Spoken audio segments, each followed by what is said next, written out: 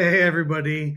Welcome, and thank you so much for joining us. Today, we're talking about the first 30 days of marketing leaders' fresh eyes on the A&E industry. And Daryl, our countdown interrupted our conversation. But I'm so glad to be joined by you Yeah. today and chatting about this. Why don't we start with introductions and Yeah. have you go first, Daryl? Um, could you kind of give us just a sense for who you are, kind of your experience, what you are Yeah. seeing into the market, that kind of thing? Yeah. I am a bit of an odd bird to be talking about the AEC world. My majority of my background's been in marketing and advertising for more than 20 years. And then I disappeared. I dropped off the face of the earth about 5 years ago in that world. We had some responsibilities that my family needed me. And so I stepped away from my leadership role at a company that I enjoyed working with. We had a great run for about a decade, and I just knew that my family needed me more. And so that led me into the world of full time construction renovations, basically running a small construction and development company.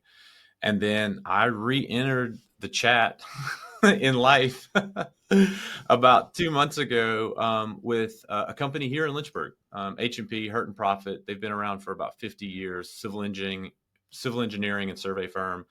Yeah. And it's about 200 people, but I am one of one in this space. So I am a paintbrush and a big box of hammers, and they are really smart hammers. Um, and that's not to say that there's anything wrong with hammers. It's just that the paintbrush has to figure out a way to make a dent in the world. Yeah, no, absolutely. And I love some of the kind of the images here. Love the work you did. I mean, lots of different things, but specifically for our kind of local city, Academy Center, Warren Giles, Jameson Lewis, all of that's great, great work. And then, of course, like the work that you've done in construction around here is amazing. The Thanks. places you see on the screen are places I go to and hang out in. So it's really really Yeah. really fun, Daryl, to talk about that. Yeah. Yeah, so for those of you who don't know me, my name is Lucas Hayden. I work with our strategy for AEC here at Unanet. And kind of a fun fact: this LinkedIn Live was kind of born on a CrossFit run. Yeah. Daryl and I work out at the same gym, and so we've kind of been doing laps and talking Yeah. about A&E and things like that. Um, so as one of the things that we talked about early on, um, Daryl, was what's maybe one idea that you kind of brought with fresh eyes into this Yeah. industry that you've kind of pressure tested in your first month or two with Hurt and Profit? Yeah. So as I thought about this question, in there's so little that you can actually do in an established business in the first 30 days. And the truth is you've got about 100 days to figure this thing out, to like kind of concrete your voice, Yeah. create some positioning, maybe put together a budget, those kind of things. And so, what can you do in 30 days? Well, when I got here, they had already agreed to do an event at a place called Virginia International Raceway, so VIR. And if you're looking on the map, VIR is close to Danville, Virginia. Okay. It's really close to the North Carolina border, and it's got a beautiful storied past of being a race course, but specifically a race course for very affluent people. So Hmm. don't think NASCAR, think road racing, think a subversion of F1, Yeah. think, movie stars of the 60s and 70s were racing their cars there. And then the place goes defunct. The race course shuts down, it's overgrown, there's trees on the race course. And a woman named Connie comes along about 20 years ago and says, I'm going to bring this thing back to life. And she does it. And Wow. today it is one of the most beautiful race courses in the US. Like if you're going to race anything, whether it's a motorcycle, whether it's a Porsche, whether it's a subversion of some type of F1 car, like this is the place to be. Think like a more beautiful Watkins Glen. That's cool. And so H&P, because of some of our leadership living in that part of the world, knows that this is an exclusive, a unique type of place. They said, hey, we should do an event here. And we've done a lot of civil engineering there in the past and some development work. And so the idea was, hey, what if we brought our clients down here to experience this amazing thing? Oh, that's And cool. so this was literally put in my lap day one that I got here. And it was the brainchild of our COO, Gretchen Clark, whose family is from that part of the world.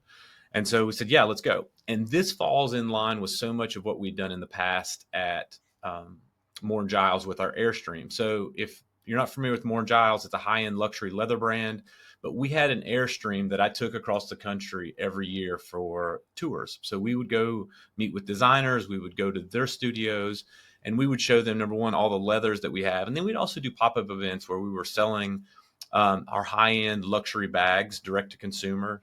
And so from that experience, what I knew was anytime that you're bringing your customer into a space that does not signal work, Mm, you're bringing your customer into a new environment, a luxury environment, an environment where hospitality is a really big deal. yeah. That's where they all of a sudden, the guard comes down and they can have a drink, they can relax. Yeah. It's not in a hotel lobby. It is a very unique space that they've been invited into. And so then hospitality becomes your responsibility. So one of the hallmarks Mm, of high-end brands is hospitality.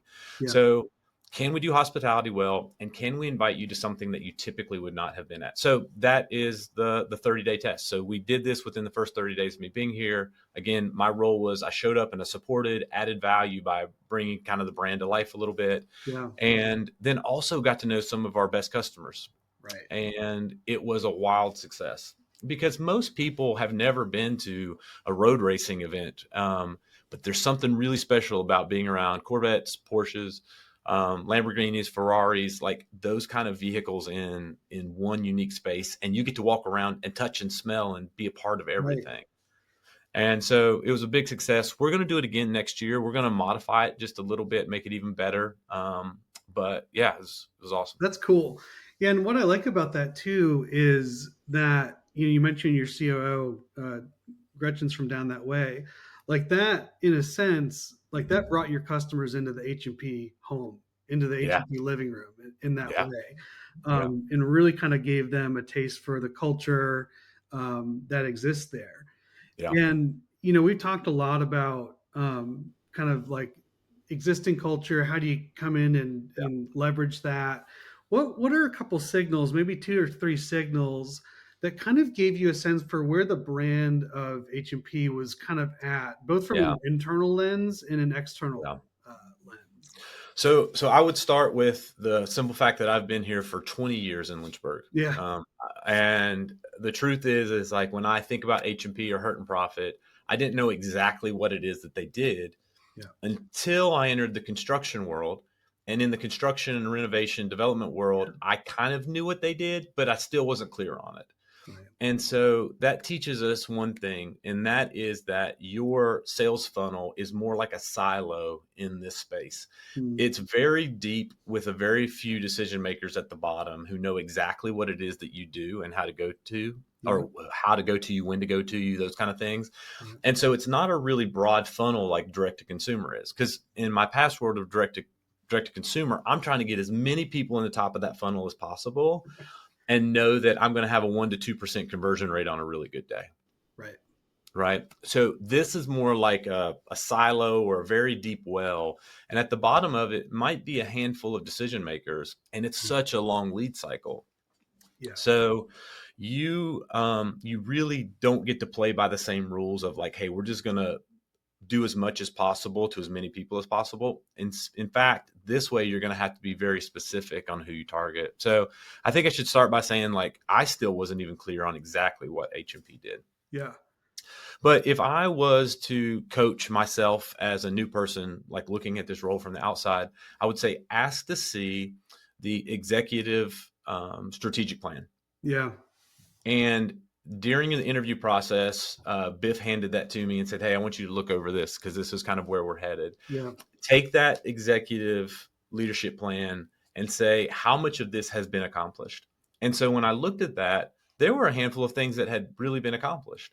Yeah. And one of those things on this leadership plan that was developed in 2022, so almost 3 years ago, Okay. Yeah. was to hire a marketing professional. And it said, hire a true marketing professional. And that was one of their executive leadership goals in 2022. Yeah. Almost 3 years later, I'm that name in, it's page 5. I'm that name on page 5 of what their goals. Yeah. Yeah. But there were so many other things that they had checked off. Mm-hmm. And so it was like, okay, these are people who put together a plan and they act on this plan. And I think whether you're in marketing or another segment of the business, Yeah. really what you want to see is people that put together plans Mm. and then do their best to go that direction. And like Mike Tyson said, we're going to get punched in the face, right? And you can figure that out once you get punched in the face. But hey, nobody wants to be a part of an organization who doesn't have a plan, who's not strategically headed in a direction. So Yeah. I think that was a really good signal. Yeah. I do think there are the standard things that any business is going to struggle with, right? And that's confusion in messaging, Yep. right? Like, hey, how do we do a better job of telling the same message across no matter how many segments of business you have? Sure. What's my 15 seconds of, conversation that I can have with anybody and they understand what it is that I do? Yeah. And then I think there's the typical stuff of, hey, all the trucks aren't branded the same, or I still see the old logo floating around out there. Like, those are all like annoyances, Mhm. but they're not necessarily structurally tearing apart the brand. What they are is they're things that you can clean up. I think the bigger thing is what's the culture feel like? Are they good people? Do you see that they've made a plan and they're headed in that direction? And can you point to that? So I think from that perspective, the foundation is really good. And with me being part of their strategic plan, now it's my responsibility. Now it's Right. my responsibility to take all of these things and actually make it into something that has external value when we talk about marketing. So Yeah, no, the thing that just kind of listening to you say that, it's interesting because I mean, I've worked with Matt, Leslie, and Biff a little bit over the years, and know that that culture is strong. And you ask anybody in town, and they know, like you said, like they know exactly who they are. yeah, But yeah, kind of bringing that um, kind of renewed sense of identity and kind of clarifying some of that is really yeah, really important. yeah, Um, speaking of brand, you know, what in your mind from an A&E perspective, how do you kind of like push a brand beyond yeah, colors and logos? And maybe to add to that, like how have you found ways to differentiate yeah, that brand? Because you talk to AEC marketers a lot of times, and it's kind of a running joke that like everybody's website is like, oh, we're people focused and really good at what we do. yeah, yeah, yeah. So how have you found like ways to start to bring that to life for Hurt and Profit? Well, I think it starts by convincing 200 engineers that stories are more valuable than facts. Hmm. All right. So if I'm an engineer, I'm going to tell you all my qualifications. I'm going to tell you in the nuanced details why I'm better than the next guy. Yeah. And the truth is that the value really comes from telling great stories. So Yeah. Absolutely. Absolutely. yeah, Um, oh, quick production note. Uh, our producer just mentioned if the sound is a little bit glitchy on LinkedIn here, we'll be sending this out via video, so you'll be able to hear it better post event. We talked a lot about the concept of your we hire smart people yeah, yeah, campaign. I don't know if you yeah, guys ended up running that or not, but uh, the thing that was interesting, just thinking about our conversation a couple weeks ago, is that that kind of sits at the intersection of both kind of internal marketing, mhm, hiring and retention, yeah, things like that, and kind of external facing. Like when you work with Hurt and Profit, you're going to work with smart people. yeah. Um, what how did that go? Are you still thinking about doing Yeah. it? No, it's absolutely something you're going to see from us in 2026. So the campaign title is "We Hire Smart People." I think it's twofold. I think number one, in a world of AI, there's this cultural conversation about, is AI going to steal our jobs, right? Yeah. And so then the other side of it is just in hiring people in general. Anybody that we bring on board, we want them to have significant amount of pride in the fact that we believe that they're a smart person. So there's been kind of internal giggles and jokes about it, but the truth is it's a conversation starter. So this idea of like, Yeah. we hire smart people is really basic language. I, as a marketer, love using very basic language to describe very complex things. Mhm. And so in the first 20 years of my marketing and advertising career, I never have been asked to work with HR. Mm. And all of a sudden now, when I've restarted my career in this world, I've been asked to work with HR. Yeah. And so I think this is like this unique moment for me where my vacancy of being out of the business for 5 years, learning to understand what development and construction language is in detail, and then bringing that back into this world and being asked to work with HR, all of a sudden says, okay, if you want to widen that funnel, if you don't want to just market to 30 people, if you want to be able to widen the funnel like you used to in, direct to consumer, it's going to be working with HR. Yeah. That's going to be fun, because then all of a sudden what you're really selling is this employer brand idea. I know that's common language, but I just learned it, right? What you're really selling is the company, the culture itself, Yeah. and saying, hey, we're going to cast a really wide net. We're going to hire really smart people. But the truth is that we're selective. We're only going to hire a few of those really smart people. And we know that there's a talent problem out there, right?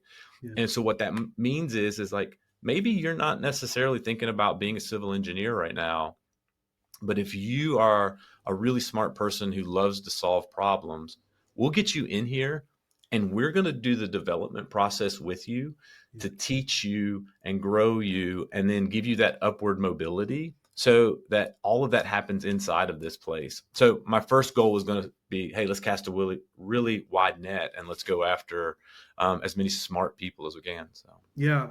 No, I love that because, I mean, where we live here in Lynchburg and between Lynchburg and Blacksburg and Charlottesville, in our area, we've got a ton of universities, yeah, a lot of people that have both extensive experience, but are also kind of emerging into the market. And so I yeah, can see that playing really well. The other thing to me that does is it starts to sort of, and this is a buzzword, I guess, but it starts to kind of future proof your pipeline. And yeah, what I mean by that, what that actually means is, as you guys develop those people and as you attract the right people, that means that you're going to be staffed and ready and have bench strength as you continue to grow. Because I know, you guys are like many firms are kind of looking at that growth chasm of yeah. like, oh, how do we grow from X to Z at scale? Hmm. And so I feel like that's going to really be helpful Yeah. as you kind of go down that road. Um, I'm going to ask you an audible question Go. here because one of the things I feel like AEC marketers um, have a pretty consistent opportunity to do is to connect the mentality and the kind of essence of the founders of their Hmm. companies Yeah. to current clients. Hmm. And you see that in a few different stages. Like one stage is like founding owners are still operating within the Yeah. business. Yeah. Some are transitioning. Some have moved on, and you're kind of in a post Hmm. founder world. We were chatting the other day about your Apple delivery campaign, Yeah. and that was just a great example of Yeah. making that connection to from current clients to Yeah. founders. Do you mind just kind of telling us a little bit about that effort and that campaign? Yeah. Yeah. So I think I had been employed for all of about 2 days when the idea was brought up in one of our business development meetings of what are we doing for client gifts for holiday? Mm, Okay, great. We're way ahead. Awesome. And uh, Biff chimes in and says, "Oh, I remember back in the day that one of the guys, Charlie Hurt, one of the founders, used to go get apples from Saunders Brothers and drop them off at offices. And I think, oh, that's cool. There's a cool story there. But I'm thinking in my head, like, this is not scalable. At this point, but yeah. but it's way more personal and way more in touch than me sending you a gift card, um, or an edible arrangement, right? So the challenge was for me, like, hey, how do we do two things? Number one, how do we pull this off Mhm. logistically? And then number two, how do we make it on brand where we're actually telling the story? So what we've done is literally in my, life bingo card, I have got a box truck, check. I have went and picked up 200 boxes of half bushel apples, check, right? We have packed 200 boxes, check. And we're delivering those to our customers now. The difference is that they have a very short lifespan, right? So we've got everybody all hands on deck and we're handing out the holiday apples now. The cool thing is that number one, it has a story attached to it. We've got a landing page for that story. Oh, cool. It gives people something to like actually physically hold and touch. Yeah. And to be honest with you too, like for a lot of our public servant clients, right? Like they can't accept big gifts. Right. Right. So a box of apples fits, well underneath that $50 range. Hmm. And there's a great story to be told there. Now, is this thing scalable at 1,000 people? Probably not. Is it doable at 200? Yeah, absolutely. Let's knock it out. So Yeah. Yeah. Um, yeah. I'm trying to make myself not tell this joke, but I will. But it seems like that campaign's pretty core to the strategy. it could be, and it might be something that you do once a day Yeah, to keep the doctor away. that's right. So, oh, got a comment coming in here. Love the creativity and offering an experience for clients where relationship is nurtured and curiosity is encouraged. Yeah, that's absolutely right, Amber. And I love your use of the word curiosity Yeah, because I feel like that's a common thread, Daryl, through the few stories that you've told today. Is like whether it be like bringing people to this like renovated racetrack or like yeah, dropping off apples to connect to the original one of the founders. Like yeah, to me, that sparks client curiosity, and what's going on over there. Like this is pretty. This is interesting. yeah, This is different. yeah, Um, what kind of in that same line of thought? What's translating from luxury brand building, Moore and yeah, Giles, things like that. Also running Penny Lane construction. Um, what of those things has translated to A&E? Or how did you kind of adapt some of those strategies into this yeah. space? So I think one of the benefits to stopping my career in marketing was it got me outside of my bubble, Yeah. because inside of my bubble, I was really focused on conversions. I was focused on attribution. I was focused on, lead results. I was focused on looking at where we were mailing catalogs to. I was inside of a bubble for a minute. And it was great because like it was useful inside that bubble. But getting outside of that put me smack dab in the middle of a whole new world where for the last 5 years I've been, learning all about different types of permitting and different types of zoning and, you know, where do we need backflow preventers at and what do we do with this stormwater? Like I've been learning all of this stuff, kind of grassroots again. And it was something that we were doing kind of like as a part-time hustle while I was, leading marketing at Moore Giles and these other places. But then to do it full time, obviously you're eating and breathing it every day. Yeah. And also on the finance side.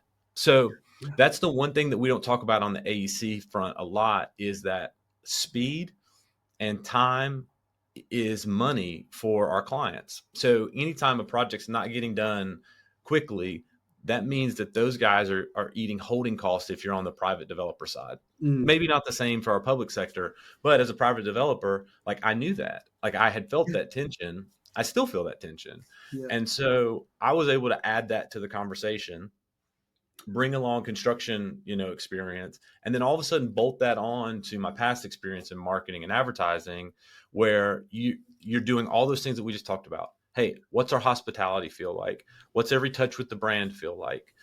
What's the language that we use? How do we tell stories? But all of that with really understanding a customer perspective, or what a potential customer perspective might be. Yeah. So as we do project manager training, like, I'm able to role play and sit on that side of the customer so honestly, Right. and then all of a sudden change hats and say, okay, well, how can we serve? How can we help? Right. And that for me is probably something I never would have been able to do had I just been in marketing and went from marketing one Mm, company to marketing the next company. yeah. So I take that as a win. Yeah, absolutely. It kind of gives you a different approach to enabling the seller doers and folks that you're working with there every day, I bet. 1,000%. Yeah. One of the things that Gretchen shared with me probably a month ago was that they were really trying to kind of unify like the language that they were using, Yeah. the messages that they were using, and the ways that you guys go out and bid work and things like that. Yeah. How have some of these kind of first efforts brought fruit in that area? Mhm. How's the culture kind of centered around some of those things? Yeah, it was eye-opening a couple weeks ago to present my first marketing strategy to 25 leaders in the organization. So we had a all hands 25 leaders get together at the Hotel Roanoke Oh, and cool. talk about 2026 strategy. And we were building a budget. So building a budget was one of the focuses, and then the other was, kind of opening up and letting me talk about strategy and where we were going to go with marketing for 2026. Mm. And I think what I felt after that meeting was a sense of, wow, this guy's brain thinks a little bit differently than our brains do. Mm. And it was a sense of acceptance, right? At our core, we all just want to be loved and accepted, whatever tribe it is that we're in. That's right. And so for this tribe of 25 really smart engineers to say, hey, you're accepted, number one, feels great. Yeah. But number two, for them to find value in that signaled to me that, okay, we're going to trust this guy to lead us in this space that we don't necessarily know or want to know. Like, we're going to allow you to lead in marketing, and we'll continue to lead in how we move water, or how we dig dirt, or Yeah. how we get approvals on dealing with hazardous materials. Yeah. And so I think that signaling to me, number one, told me I was accepted, but number two, it told me that I was trusted. And that gives me hope for where we're headed in 2026. And then as far as the messaging goes, I think what we did was we did some workshopping on that messaging together. I showed them from a customer perspective that even though we all wake up thinking that we're the center of the universe, we also need to make sure that our customer knows that they are the center of our universe, and how can we help. So we worked on messaging that says, hey, how can we help? And it was fun. So my job is to take them back some messaging in the next 30 days of where we're headed in 2026. Oh, that's cool. That's Yeah. awesome. Well, yeah, I guess we've just got a couple minutes left, and so we can close out with this one, kind of in the same stream of thought. Like, if we were to talk again in 3 or 6 months, and we'll talk in a couple In days, 3 hours. in Yeah. 3 hours, yeah, yeah, exactly. But yeah, what are a few outcomes that you are kind of thinking about in a more long term sense? Yeah. So how can you measure KPIs for something that's not a conversion of a product, right? Yeah, And I think for me, it's going to be, number one, can I look around me and see change? yeah, Can I see people wearing the brand and not taking it off when they go home? Do I see people parking their trucks out in front of their house because they're proud of the brand that they work for? Do I see us, and are we proud of where we show up? That would be number one. And mm, that's very squishy. That's a feeling, right? yeah, It's going to be very anecdotal. On the very tactical side, I would say, how many new hires have we brought in 6 months that say that they've seen us, they've heard of us before, those kind of things, right? yeah, And then again, like, marketing is two things, right? It's attracting and retaining business. That's what it is, attracting and retaining business. So have I helped the business development group attract and retain new and existing customers in 6 months? I think that's a very tangible thing. Like, you can actually track that. So yeah. That's great advice. And look, if you're an AC marketer on the call today, like, those are great words to walk away with, I would say, from this discussion. Um, really good pillars to kind of measure by. So, well, we can kind of wrap up here, Daryl. This has Yeah. been great chatting with you and being able to do it in this forum. Yeah. And Yeah. yeah, I just want to say thank you to everyone for coming out and spending part of your day with us here. And I'll give you the last word, Daryl. Thanks so much again. Yeah, it's a joy. I would say I'm super accessible. It's just D Calfee, DCALFEE at HandP.com. If you've got comments, questions, like hit me up. If you want to do virtual lunch or real lunch, like I'm wide open to it. And I'm big on collaboration. So one of the things that we're doing in 2026 is partnering with brands that kind of can work well together in different spaces. VIR was a great example of that. We partnered with Blair Construction. We've got some stuff in 2026 that we're going to do as well with other groups. So if you've got an idea, if you've got something creative, like hit me up. Like I'm wide open for new ideas. So Cool. Awesome. Well, hey, again, thanks, Daryl. We'll see you soon. And thank you everyone for joining us. bye guys. Thank you.